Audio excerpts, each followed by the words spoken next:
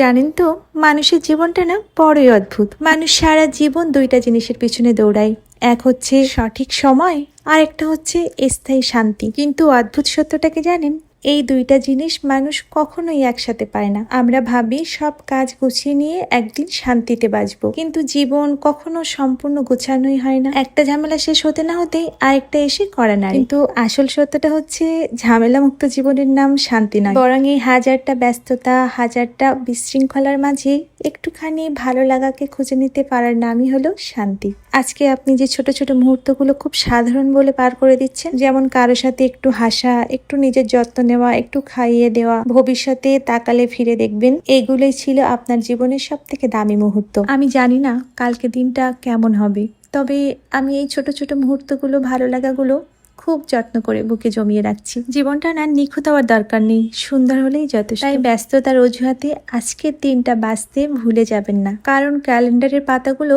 প্রতিদিনই বদলায়, কিন্তু আমাদের চেনা মুহূর্তগুলো দ্বিতীয়বার আর ফিরে আসে না। সবাই অনেক ভালো থাকবেন আর নিজেকে ভালোবাসতে একদমই ভুলবেন না।